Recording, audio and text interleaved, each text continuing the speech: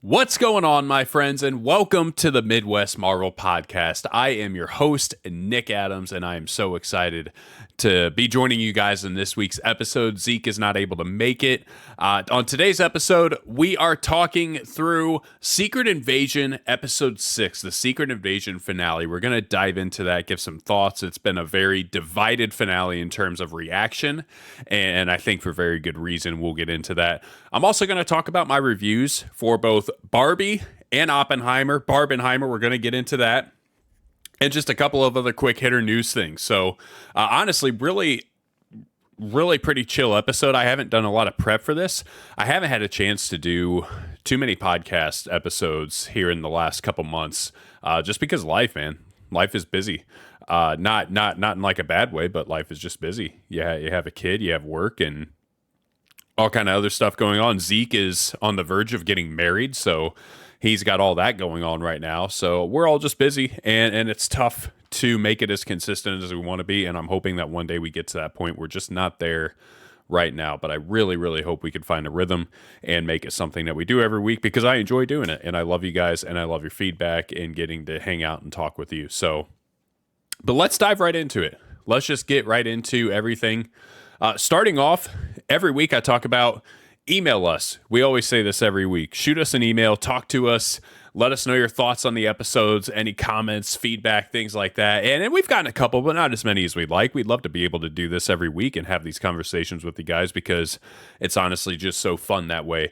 We did get an email, though, new listener too, which I'm super excited about this. And so I want to share this email and shout out this listener on the podcast. We got an email from James Bello. I hope I pronounced that right, James. James's email just says, "Hey man, started listening to your podcast a couple weeks ago, and I saw you on Instagram talking about how James Gunn responded to your video." Yeah, that was pretty sweet. I'm still on cloud nine from that, actually. Listening to an episode now. I just watched Secret Invasion Episode 4, and I can't wait for your next episode covering what went down, because the show is getting crazy. I love listening to your opinions on anything and everything Marvel, because even if I don't agree, you explain everything, and I can get where you're coming from. You help me see a lot of things in a new light, except She-Hulk, which I continue to dislike. Sorry, I know you like it a lot. We did like She-Hulk, but you know what? I know it's not for everybody, and I can appreciate that and accept that, and so I love that we can agree to disagree there and do it. Just do it humbly without being at each other's throats. That's what it's all about, man. And so totally okay that you don't like She-Hulk. Anyway, I figured I'd send an email, because you talk about email in so many episodes. We do, James, and I like the show so much, I feel like it's worth letting you know. Keep up the good work, dude. P.S. I agree that Thor: Love and Thunder was largely disappointing. Yes, James, welcome to the family, sir. You are officially welcomed in.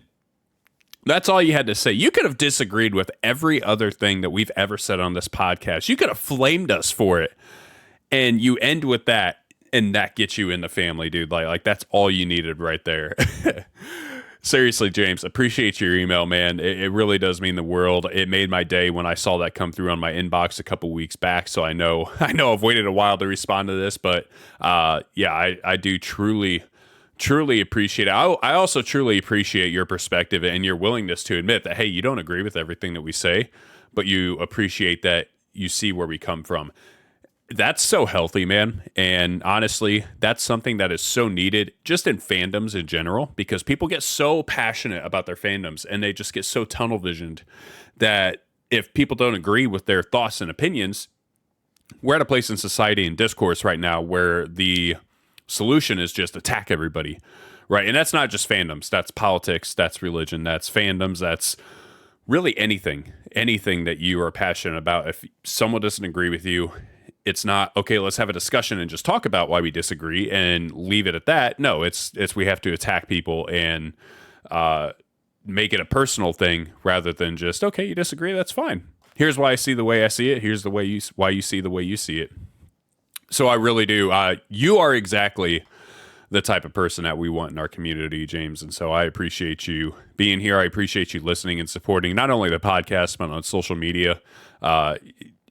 It truly means more than you know. So again, thank you, man. Thank you from the bottom of our hearts. I know Zeke would say the same thing. I did share with him that you sent in an email. So again, thanks, man. And each week we do a listener Hall of Fame. highlight a listener. And James, today you are that listener. So thank you, man. But let's get into some news. There's not much, not a whole lot of news. Only two things that have really been slightly big or big. Loki released a poster, the first poster for season 2, and we're supposedly getting the trailer for season 2 tomorrow, Monday. I'm filming this on a Sunday, and so by the time you're listening to this, the trailer for Loki season 2 will likely have already dropped. So really excited to see what that's going to be like, because obviously I think most people agree that Loki is the greatest Marvel show that Disney has released. Now, obviously, this is aside from the Netflix created shows like Daredevil, Punisher, but created by Disney, I think Loki is universally considered the best. A lot of people have Moon Knight up there, and I do as well. Secret Invasion, gosh darn it, it could have been up there, and we'll talk about why it's not anymore. But man, in my opinion, it was well on its way, and sadly, I don't think that's the case anymore after the finale, but we'll get into that. So yeah, Loki season 2, really excited about that. The other bit of news that I don't feel like I've seen anybody talk about, and honestly, I posted about this on TikTok and Instagram, and I didn't get that much engagement. I just feel like this news hasn't circulated that much, and maybe it's just because it's strictly a rumor right now, but regarding Daredevil Born Again, so if you've been listening to the show long enough, you know that I am a huge Daredevil fan. He is my favorite superhero. I love the comics. I love his character. I love the show. Just think he's awesome. So I am geeked about Daredevil Born Again, and I don't care that it's being made by Disney. I don't care who makes it. I'm just happy it's getting made because I can't get enough Daredevil.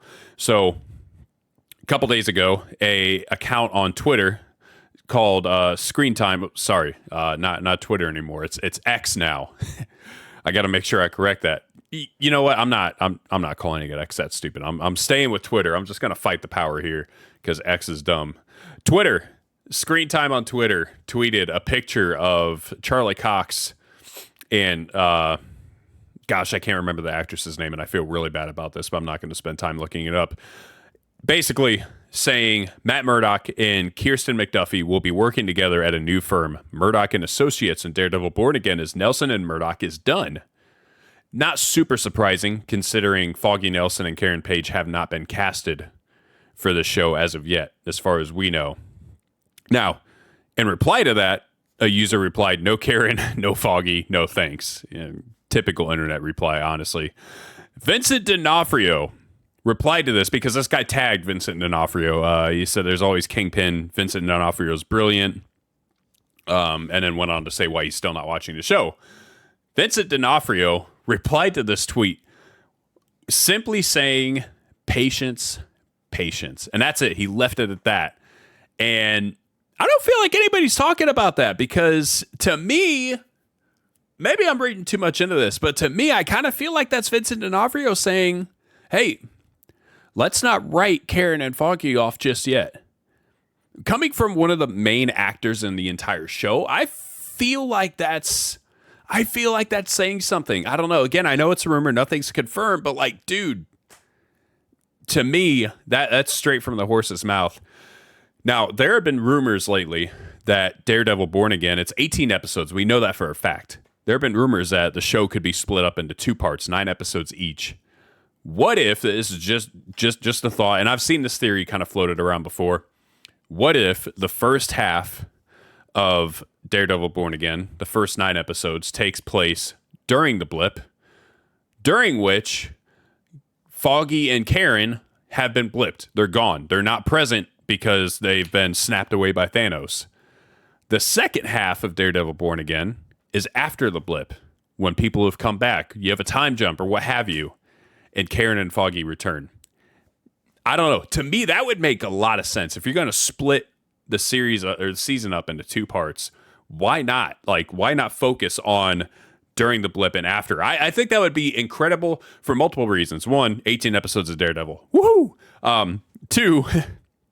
2, we haven't really seen any project focus on both sides of the blip, right? We've seen a lot of aftermath. We've seen clips of during, but we haven't really seen any project that dives deep into the actual blip itself and see anything that takes place during that time frame. I would love to have a show that focuses on that. That would be fantastic. And then see what happens in the aftermath after everybody comes back. I think that'd be great. So I don't know. That's just my theory on Daredevil Born Again. Again, we got a while. The writers and actors strike is going on. Everything's getting pushed back. Side note, support the writers and actors, man, and just do yourself a favor. Look up why this strike's happening if you're not educated on it and you don't understand it. Make sure that you do, because it is very important. And I know the tendency of people who don't know anything about the topic is to hear that the writers and actors are striking, and they think, well, why are these millionaires striking? You know, kind of like when a football player holds out, right? Oh, why does he need that money? He's already a millionaire. Well, the writers and actors strike is completely different, because what most people don't realize, I think it's somewhere like 70, like it is a high percentage of actors and writers make like 30 to 60K a year.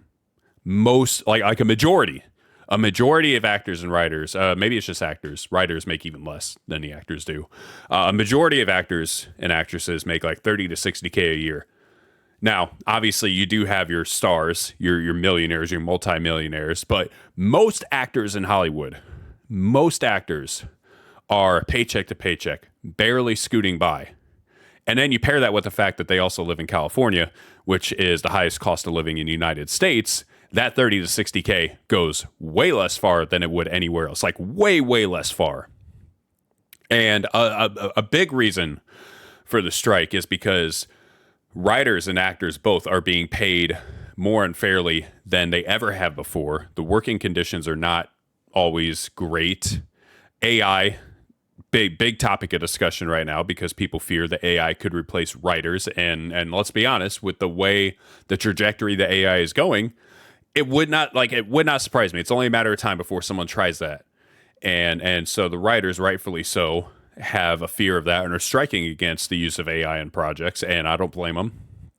But when it comes to pay, just to kind of help you understand where this is coming from, for writers and actors, they would often get paid in two ways, right? You get paid when you do the work up front, so when you complete a project, you get paid for that. Makes sense. The other way you get paid is off of what's called residuals. Residuals meaning anytime you make a project and it gets bought by somebody, and then let's say that project gets, aired, every time it gets aired, you get paid. Well, then let's say that whoever owns that project, whatever network or whoever owns that project, they sell rights to it off to somebody else. Now another company owns it along with the company that first owned it. And so now you're getting more playtime. Now you're getting money, you're getting paid every time those get played on both networks. And then, it keeps multiplying. It gets sold, it gets sold, it gets sold. More networks there, more networks there, more networks there. You get paid more every time that airs. You keep seeing a lot of checks, and these residual income just keeps coming in. It happens with DVDs, any other royalties, all this. Well, with the success of streaming platforms, residuals are next to nothing now for actors and writers, because now it's mostly one streaming company that owns, and they own it. Nobody else can really touch it for the most part. And so actors and writers aren't getting paid nearly as much, like not even close to as much as they used to for residuals. And so not only is it not getting circulated more, but they're not getting paid as much off of it either. And so it's just getting really hard for those actors and writers that are just barely scooting by to make a living. And let's be honest, all the actors and writers matter, but without the majority that aren't the millionaires and the stars, without the majority, Hollywood doesn't exist. Our favorite shows, our favorite movies, they don't exist. You need those writers and actors as much as you need the stars, right? So that's a big reason why the writers and actors strike is going on. And there are other reasons. Again, like I said, I highly suggest that you look up, do some research, and just educate yourself on why, and just be in support of the writers and actors, because at the end of the day, I love my shows, I love my movies, and I want to keep seeing those get made, and I want to keep seeing them get made at a high quality, and I want the people who are working on those shows to be fairly compensated in the way that they should. So just my little blurb about the writers and actors strike. Give support to them. But let's get into the Barbenheimer review, baby. So I've had a chance to see both now. I saw Oppenheimer last night, actually. Saw Barbie a couple weeks back. and I wanted to give my thoughts on both of these because it is. I mean, it's a big success for the box office. I want to say the opening weekend for the two was like one of the largest opening weekends in a really long time combined in terms of total revenue created. It was one of the largest weekends in a really, really, really long time, and I wish I had the stats memorized on that, but go look that up. So, Oppenheimer, first of all, long movie, 3 hours long. I'm going to tell you right now, if you're somebody that does not like a long movie, it's probably not for you. If you're someone that does not like a dialogue-heavy movie, and when I say dialogue-heavy, I mean strictly dialogue. It's not an action film. It's just not. And you should know that going in, but in case you don't, not an action film. So I'll start off by saying this movie's not going to be for everybody for those reasons. But if you're into that, if you enjoy a movie with really great writing, good dialogue, and in my opinion, really good storytelling, this is a phenomenal movie. In my opinion, this is one of Nolan's best that he's ever done.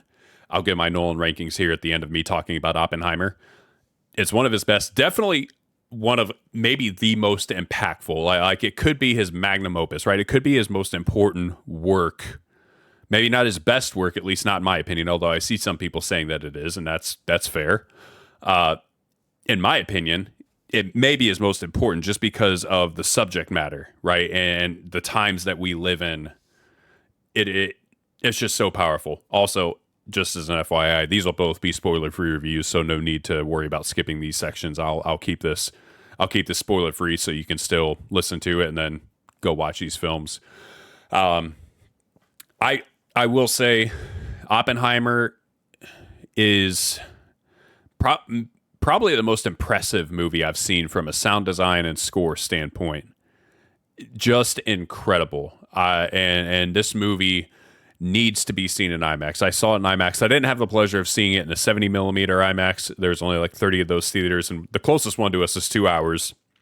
And I've gone to that many times, and it's an incredible experience. I just didn't have the opportunity to make the 2 hour drive to see this movie in 70 millimeter. But we had a LIMAX, you know what they call it,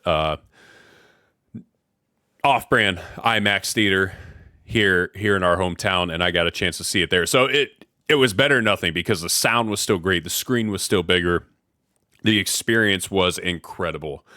And after seeing it, I'm like, okay, this is the only way I could see it. If I rewatch the movie, it has to be in IMAX. Like, there's no way I'm going to watch this movie in any other theater. It just will not be the same. The sound won't be the same. The picture won't be the same. Has to be in some form of IMAX if you can swing it. Definitely worth it. Yeah. Just brilliantly and masterfully done from a sound and score standpoint. Ludwig Göransson, who's the composer on this film, has been for a long time my personal favorite composer. So his works are the Black Panther films. He's done the scores for both of those. The Mandalorian, iconic. The Creed films, also really good score. I mean, the guy's resume is up there with anybody's as some of the best in history when it comes to movies. And this, in my opinion, this is his masterpiece. This is his greatest score that he's ever done. And I've just been listening to it on repeat. I was listening to it before I even saw the movie because I heard how good it was, and I've been just had it on replay at work over and over and over again, and I've been listening to it all day today and all day yesterday. It's just that dang good. And what's one of the most interesting things about it to me in the film is the fact that, and I don't know if I've ever seen this in a film before, almost the entire film is accompanied by score. Almost the whole thing. There are very few moments in the film that do not have score behind them. Almost everything has a score with it, which is crazy, but it also adds so much to the storytelling, and the music helps you really feel like you are there, living in the shoes of the characters in a way that I haven't experienced in too many films, and you really feel the weight of what Oppenheimer is wrestling with in the film. Again, in a way that I haven't really experienced in a movie before. Just brilliantly done. Ludwig Göransson was in his bag. Absolutely deserves another Oscar for this. He's already gotten one for Black Panther. If he does not get one for this, gosh, I mean, it better be the best score of all time that beats him, because this is up there. Like, this has to be up there as one of the best scores ever made in my opinion. And I don't even think that's recency bias. I just think that's fact. It is definitely one of the most thought-provoking movies I've ever seen. It really, really, really makes you think about the time that we live in. And just, I think a lot of times, for those of us that live in the U.S., we hear about the atomic bomb. We're like, yeah, that's what helped win us the war. And this really, really puts a different perspective on it. And you think about it and see it in a completely different light and really wonder, like, gosh, did we basically sign off on our own destruction and just create one long Cold War, which is basically what we've been in, just a standoff for decades, because now everybody has these nuclear weapons and anybody can use them at any point. And it's like, okay, when's it going to happen? Hopefully it never does. But we were the ones that opened the can of worms, for better or for worse.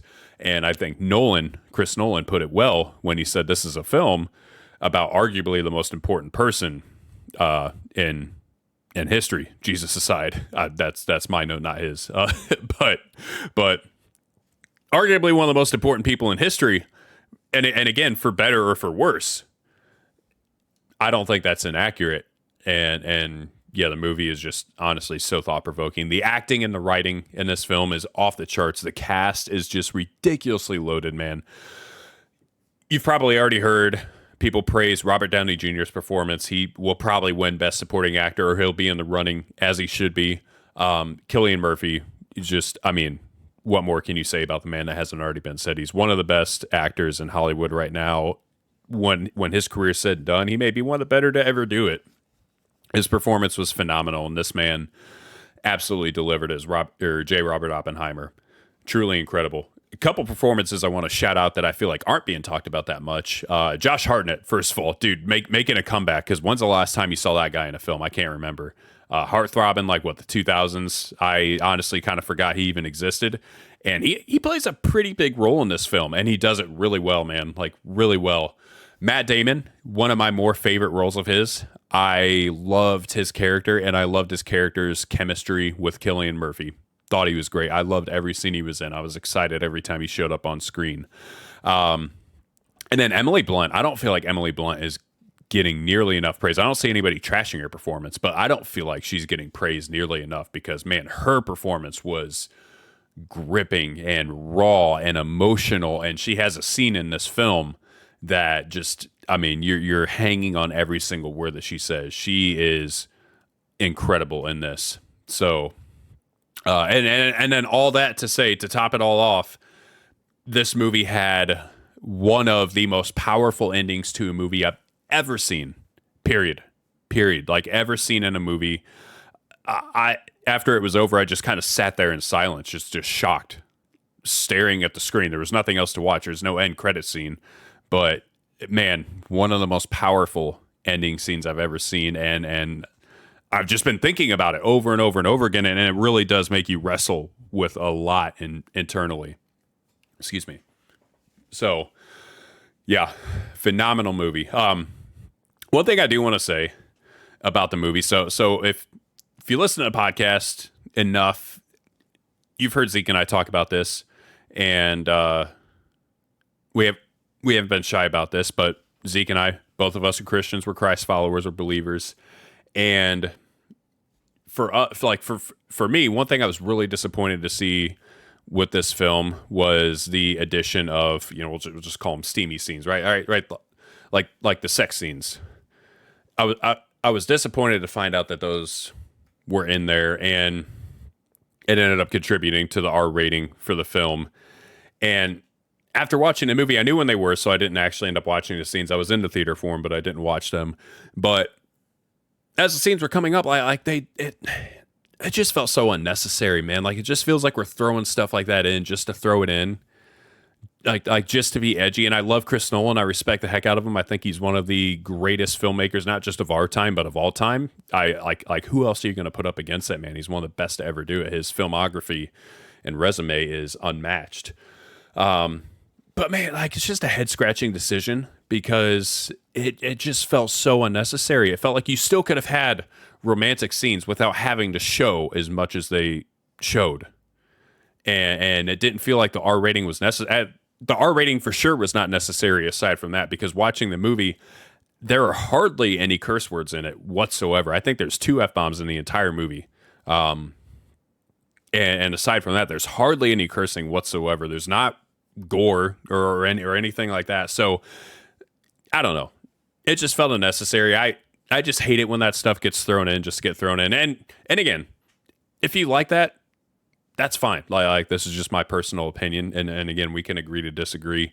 But just for me, oh, man, it's just felt unnecessary. And it is a bummer because there are going to be a lot of people that aren't going to be able to see this movie because of that. And I get that.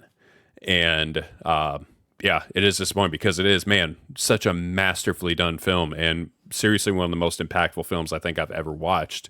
So it's a bummer that creative choice will probably keep a lot of people who want to see it from seeing it, and that's a bummer. That's unnecessary. But again, it was easy to avoid those scenes, so I was at least glad for that. I knew going into it when those scenes were going to occur, and so it was easy for me to take my eyes off the screen and just kind of listen to dialogue during that time, because there is actual dialogue that happens, which again just makes the actual scene itself all the more unnecessary, because you could have had that dialogue without showing what you showed. But again, sorry, that's my rant. Thanks for coming to my TED Talk.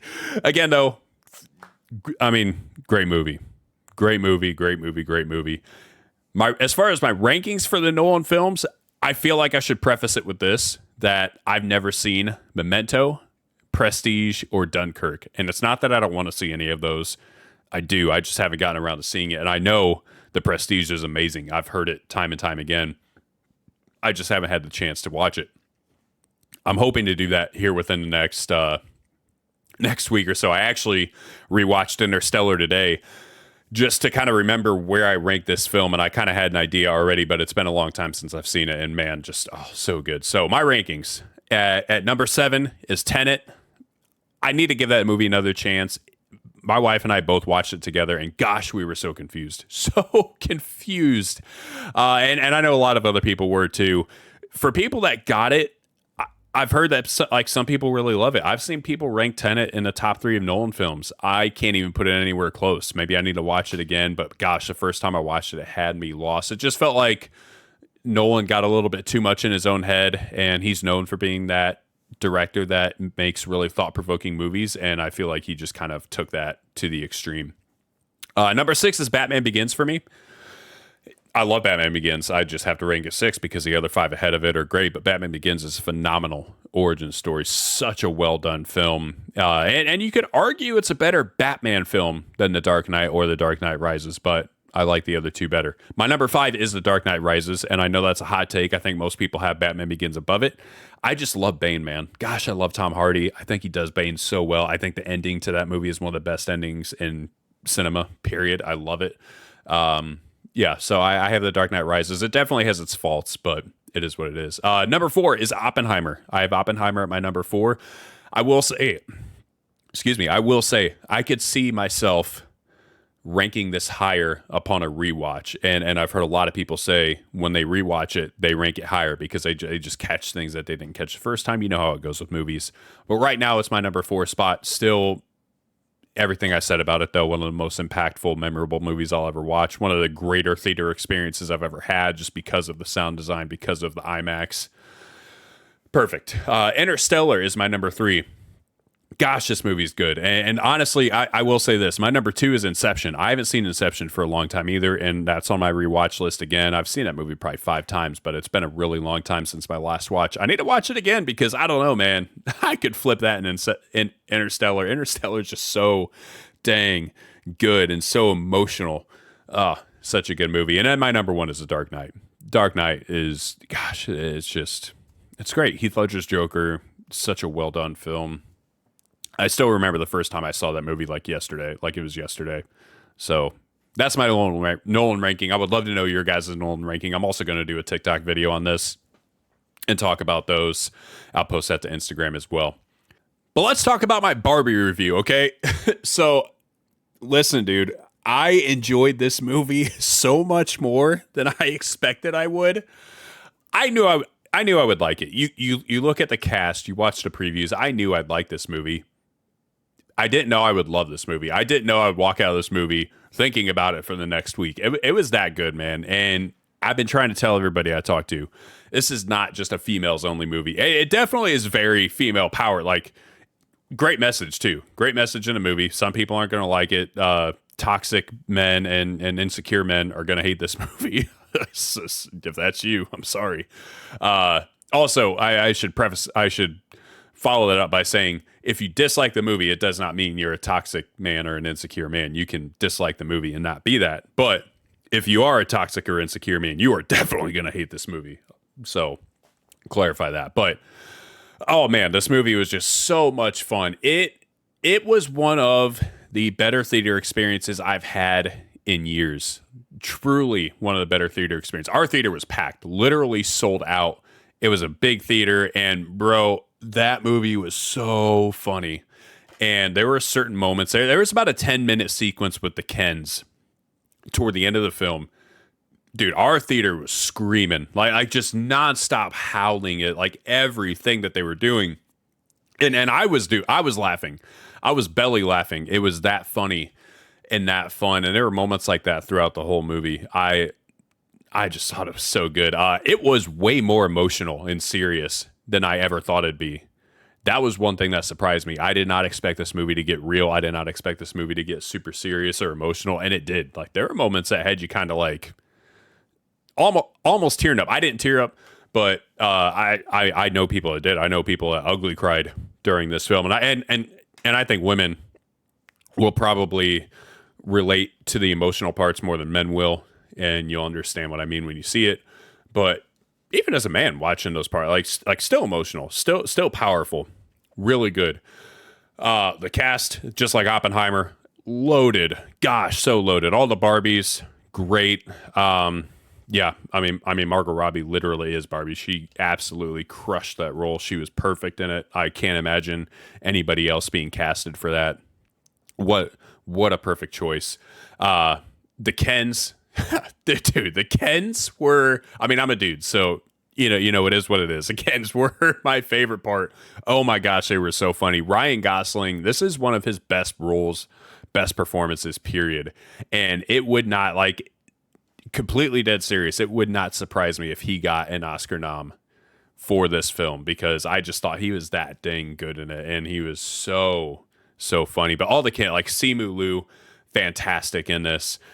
Kingsley Benadir, so funny. And also, it was so hard to watch him as Gravik in the Secret Invasion finale just a couple days later, because he's so goofy in the Barbie movie, and then you watch him be this super intimidating guy in Secret Invasion. That dude's got range, and he's got the Bob Marley movie coming out too, and he looks really great in that. He's becoming one of my favorite actors really quickly. Michael Cera, dude. Michael Cera makes a comeback in this movie. I have missed that guy. He is so funny, and in this movie, he has not lost a step one bit. We need more of him back in Hollywood, back in movies, because gosh, he was so good in this. Yeah. The set design and costumes, perfect, just brilliantly done, and so fun to watch on screen. Overall, great movie. The Barbenheimer experience, 10 out of 10. Best double feature to come out in a really long time, if I'm being completely honest. But speaking of Secret Invasion and Gravik, let's talk Secret Invasion finale. So, I don't know. I was underwhelmed. I was very underwhelmed by this finale, and really disappointed by it. I still liked it. There were still parts of the finale that I truly enjoyed. There are parts of the finale that I thought were some of the best in the MCU, and I'll talk about that in a second. But then there are parts in the finale that I'm just like, why? Like, why is this what we're doing? There are so many head-scratching decisions and moments in the finale, and gosh, it just, yeah.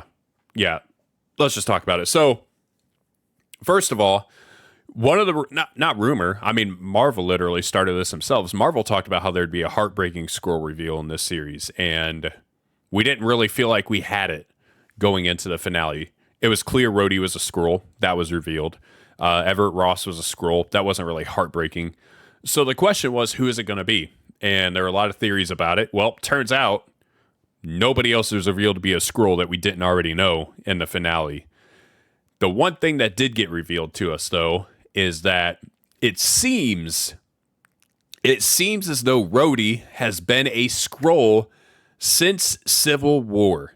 Since he got hurt in Civil War, knocked out of the sky by Vision, it seems like he's been a Skrull since then. And we have a couple of reasons to think that, okay? So at the end of the episode, I guess I should probably have said this. I apologize that I didn't, but there are going to be really big spoilers for the Secret Invasion finale. And I know I've already, really, I'm knee deep in that already. So I do apologize. Yeah. Hopefully you were able to figure it out. But at the end of the episode, we see Gaia, after she defeats Gravik, goes into the bottom of the compound, the Skrull compound, and starts rescuing everybody that was held captive. And obviously Rhodey's down there. We see Agent Ross down there. Rhodey is wearing a hospital gown. The same hospital gown that he was wearing when he was getting his MRI in Civil War. Same blue hospital gown with a white collar. Exactly the same. There is no denying that it is that same hospital gown. Leads us to believe one of two things. Either A, Rhodey's been a Skrull since Civil War. He went to go get that MRI, and somewhere along that timeline, he was taken. Or B, Rhodey got another MRI at some point and wore the exact same scrubs, medical gown, and was taken then. I feel like the second option is way less likely. I feel like he was taken during Civil War. The other reason I think he was taken during Civil War is because everybody else gets out of their, out of their just restraints, and they get up and they walk away. Rhodey does not. Rhodey gets let loose and immediately falls. He can't walk at all. Can't even take a step. And seemingly for two reasons. One, Gaia immediately tells him, "You've been in here for a long time." That would be one. Okay, if you've been in there for a really long time, yeah, you probably wouldn't be able to really walk. Two, if Rhodey truly has been in there since Civil War, that dude has probably not gotten his surgery or hasn't really recovered or healed from his surgery. Well, I don't know, 10 years, but hasn't walked since his surgery, which would pretty much not allow you to walk. I don't even know what I'm trying to say there, but you know what I'm saying. His injury would prevent him from being able to walk because he hasn't rehabbed it like we are led to believe he did in the actual movie. And it just makes sense. Now, that leaves us with a lot of questions because if he's been a Skrull since Civil War, dude, that's been like 10 years. So, holy crap, that's a long time. I'm going to need some explanations. I'm going to need that to be cleared up and clarified. But also, why would the Skrulls have taken Rhodey then? Because the Skrulls seemingly did not have their rebellion at that point, right? Based on what we were told in the show, Gravik's rebellion was much more recent and not something that's been going on for a decade. So why did the Skrulls feel they needed to take Rhodey all the way back when? I don't know. Is it something that like one of my thoughts that I keep trying to think of, and I just don't know if it's a good enough reason. But part of me wonders if I don't know. Part of me wonders if it was recognized that Rhodey was basically not going to be able to operate as Rhodey anymore. But Rhodey as a superhero was going to be needed. And so why don't we just have him replaced? It makes me wonder if some of the Avengers were in on it. But I don't know. Every time I start thinking that, it just falls apart. I just feel like there's no real good explanation for that. And I can't imagine that actually being the case. So I don't know, but I know I need questions answered. Let's talk about the fight. The big CGI fight in the middle of the episode between Gaia and Gravik. First of all, in a show that had a lot of different twists throughout, I felt like the finale was surprisingly void of them. Sure, you had the twist that Nick Fury was Gaia. Sure, you had, I guess, the twist about Rhodey being a Skrull since Civil War, but that was, to me, that's only kind of a twist. People were already theorizing that, and we already knew Rhodey was a Skrull. But gosh, I was disappointed about the Gaia and Nick Fury thing, because I felt like Gravik gave what might be the, if not the best, gosh, it's one of the better monologues in the entire MCU. Like that, those 3 or 4 minutes that he was talking to Fury were so powerful and so well done, so well written, so like just emotionally and powerfully delivered by Kingsley Ben-Adir. I thought it gave such great depth and insight to Gravik's character in that moment. We really got to see and hear about his backstory and kind of why he's become who he's become and how Fury led him to that. And you can, in that speech, in that monologue, you got to really feel the hurt that not just Gravik, but all the other Skrulls felt. Like you fully understood their hurt and why they've become rageful in the way that they have, and why that rage has been directed toward Nick Fury. It all makes sense. And this is so powerful, and Gravik is basically bearing his soul for Fury, and then in an instant he snaps and he goes from, just kind of emotional to rageful right then and there, and that was so powerfully delivered. And then you find out that it wasn't Fury at all. It was Gaia the whole time. And man, I just feel like that really, really kind of removed a lot of the weight from that monologue that Gravik had, because Fury never heard any of that. I'm sure Gaia could, maybe told Fury a little bit. Maybe she didn't, because I don't know if she ever met up with Fury after that. But Fury never got to hear that. And I feel like we as the audience were robbed of that. Maybe the writers in their mind were like, well, maybe this is kind of how we have the best of both worlds. But I just really feel like we got robbed of a pretty big moment between Fury and Gravik. And again, yeah, man, I just don't know. So many questionable decisions, because also I don't understand the Harvest. The Harvest to me just really makes no sense. I don't understand why you needed to have this vial of DNA that had all the Avengers' DNA in it, and why Gravik needed that. I don't know why you couldn't have just left it at Gravik being a Super Skrull who's already overpowered as a Super Skrull, but not overpowered enough that he can never be stopped, right? Like an Avenger could eventually stop him. Then you have the Harvest, and my biggest issue with the Harvest is not that Gravik got it, although I just feel like the Harvest could have been left out of the story altogether. I don't know why it was needed. It just seemed like seemed like lazy writing to me. But then, not only do you give it to Gravik, you give it to Gaia. And now you have this Skrull running around the MCU who is easily the most overpowered character in the entire Marvel Cinematic Universe. There's no one that's close. There's no one that's even in the stratosphere of Gaia. She's got the powers of Captain Marvel, of Thor, of the Hulk, of Groot, of Ebony Maw, of Drax. Like the list goes on and on. She's got all the powers of the most powerful heroes in the MCU. Captain America. Everybody, dude.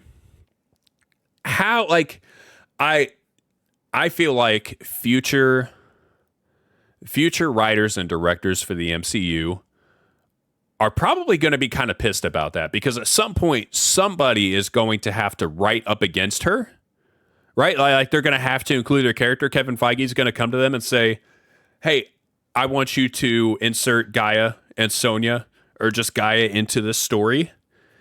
And someone's going to have to figure out how to write around that, because now you just got this character that seemingly should never, ever, ever be beat. And she's so stupidly overpowered, and I feel like it was so unnecessarily done. I don't think it was needed. And yeah, just lazy writing to me. I feel like that was a horrible decision. One of my least favorite decisions that any of the MCU Disney Plus shows have made. The other thing I just didn't love, I don't know. I'm torn on this. In some ways, I thought the fight between Gaia and Gravik was cool. In other ways, I just felt like, again, it was so unnecessary, because in a show that was all about like this spy thriller espionage setup, and I thought it was done pretty dang well to the point where after 5 episodes, I personally had this ranked in probably my top 2, maybe top 3 MCU shows. Loki, Moon Knight, and then Secret Invasion.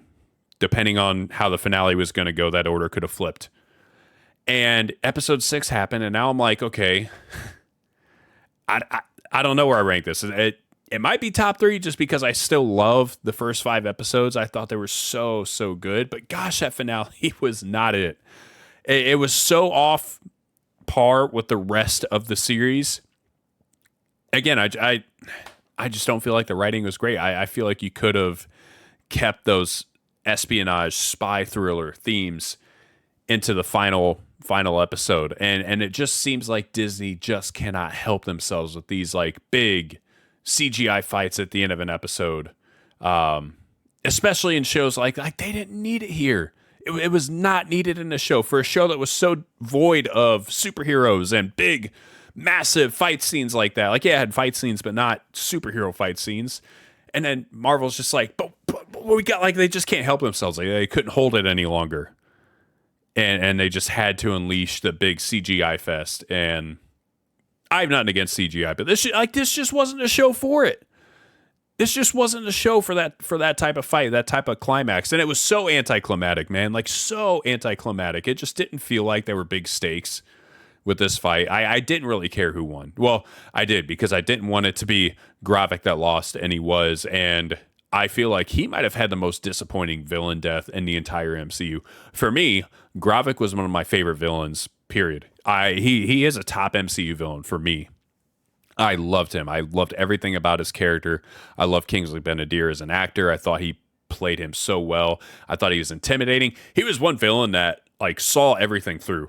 This dude was taking people off the board, and we saw it happen in real time. He was not afraid to actually take action, and I think that's part of what made him a good villain.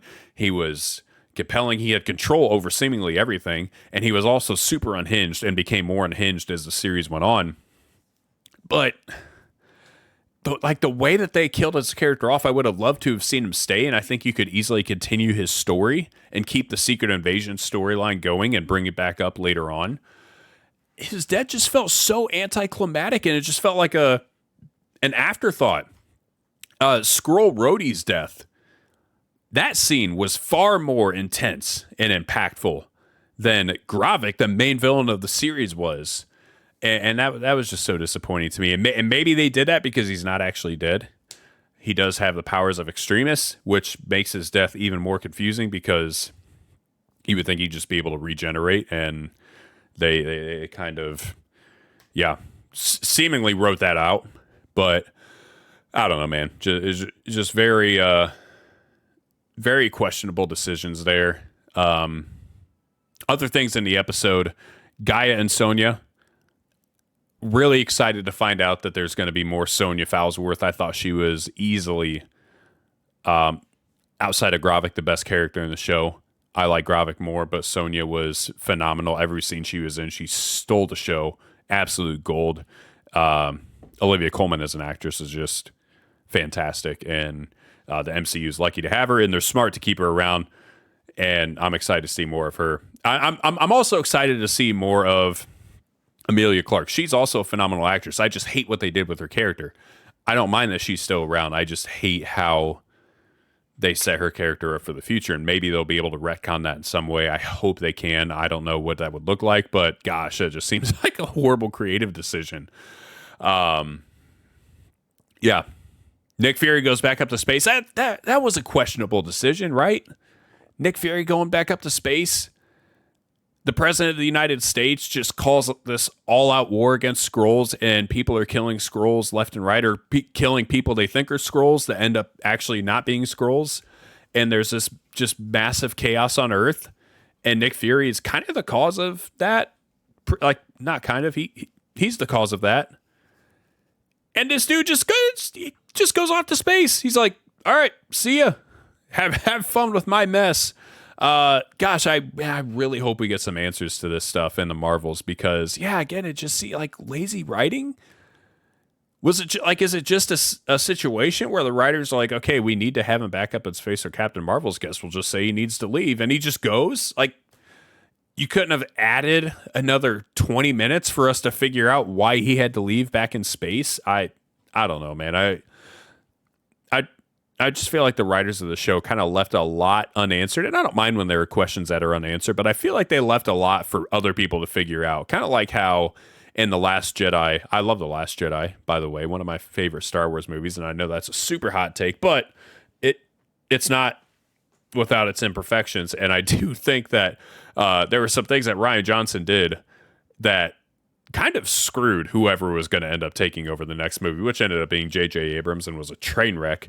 But I feel like there are things that he did that just kind of really, really put the next director in a bad spot. And I feel like that's what the writers of Secret Invasion did here. I feel like they just did some things that the people who have to follow this show and right after this show are like, I would be kind of pissed about it. Yeah, so I don't know, man. I'm excited for the Marvels. I think the Marvels looks really good, but yeah, the trailers have looked phenomenal. We'll see. I already have braced myself. I know it's going to get hate because everybody hated Captain Marvel. Again, I thought that was a pretty good movie. It's not one of my favorite MCU movies, but it's definitely not anywhere near my least favorite. I enjoyed it. But, you know, women-led movie, there are always going to be those trolls that hate it just because. It's happening to the Barbie movie, too. People are going on websites and review bombing Barbie just because it's a female-led movie. And, yeah, you would think at 2023 we'd be past this, but we're not. We are a society. Last thing I'll say about Secret Invasion, and we'll wrap this up. What is with the 6-episode format, man?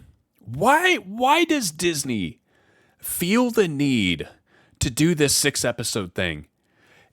Correct me if I'm wrong, but I feel like they are the only streaming platform that has this 6-episode format for their TV shows. I think they're the only one. I could be wrong. I don't have HBO Max. We only had that for a short time, so I've only gotten to watch a couple things on there. So maybe they do. We don't have Paramount Plus. Maybe they do. But man, as far as I know, I can't think of any other show that I've ever watched that has 6 episodes in their shows and has them consistently, except Disney. Disney does it for almost every single show. And it's not just the Marvel ones, the Star Wars ones, like they do it too. They did it for Kenobi. And not only are they 6 episodes, the thing that's even more head scratching is they're short. It would be one thing if they were 6 episodes and like an hour long each. When Secret Invasion, the first 2 episodes started off at almost an hour each, I was like, oh, you know what? This is great. I can get past the 6-episode thing if we're going to have 55-minute runtimes. That's fine. I can live with that. And then they dropped, and the rest of the episodes were like 37 minutes, 36 minutes, 35 minutes. And all their 6-episode shows are like that. They're all around that runtime. And sure, they'll have a couple of long ones, but then the rest will be short. I don't get it. And it's not as though it's a secret that people hate it, man. People have been openly critical of this 6-episode format since the beginning. Since the first time Disney did it, people hated on it right away, and people have continued to voice their displeasure and how the 6-episode format makes everything feel rushed. It makes it feel so stinking rushed. And it makes it so hard to tell a complete story in just 6 episodes, especially when you're doing them in 35, 40 minutes. Like it at that point, just do a movie, man. Just do a movie. And the only reason that I can think as to why Disney keeps doing this has to be greed. Right? Like it has to be greed. It has to be the fact that 6 episodes means less money spent, and, you know, less runtimes means less money spent, means less that you're paying your actors, less that you're paying your writers, less that you're paying for production or anything else. It has to be a greed thing, right? Because Disney is pumping out so many series like crazy. And so in my mind, it's just a greed thing. They don't want to make them 8 or 10 episodes because for as many shows as they're putting out, gosh, that'd be a whole lot more money. So let's just keep making them 6 because we're Disney. People are going to watch it, right? And that is the problem. It's Marvel. People are going to watch it. I'm going to watch it. And I hate to admit that, but even though I know that the shows are less than great, I'm still going to watch it because I still love the brand. I still love the Marvel umbrella. And so I'll watch it even though I know it's not going to be near as good as what it could be. And it's sad that that's where we're at going into it, but every single MCU show, I head into it with that mindset. Like, okay, like this will be mildly entertaining. This will be pretty good, not great. And that's really sad because these shows could be great. Every show could be Loki, and it hasn't been because Disney has just mismanaged the crap out of it. So I really hope they figure it out. We know Daredevil's 18 episodes, but we know Loki season 2 is 6. I think there's another one that's 6. So it's like we haven't learned yet, and hopefully someday Disney listens to the criticism of its fans, but maybe they never will. I don't know. We'll see. But again, like I said, I did still like parts of the finale. With the fight, I did think it was cool that we got to see a character use like all of those different abilities in a fight. I thought that was creatively done. I just don't like that the fight really existed in the first place. But I did think the fight itself was pretty cool. Again, I loved Gravik's monologue and then the scene with him. But yeah, overall, definitely felt underwhelming. I don't know fully where I rank this yet amongst other shows. We'll have to do a ranking at some point. But it's not top 2 like I thought it could possibly be, which is disappointing because at least for me, it was well on its way. But anyway, that's the episode for today, guys. Again, I appreciate you guys listening so much. Thank you guys for sticking with us, even though we have been inconsistent, and I hope that we do get more consistent with our releasing of the episodes. Make sure that you guys support on social media, on TikTok, on Instagram, at Midwest Marvel Guy. I would greatly appreciate your guys' engagement and just support on there as well as on the podcast. And again, send us an email. Send us some emails. Let us know what you guys think about the episodes, what you think about Oppenheimer, what you think about Barbie, what you think about the Secret Invasion finale. I would love to hear your guys' thoughts. So again, appreciate you guys. I hope you have a phenomenal week. And until next time, peace out, nerds.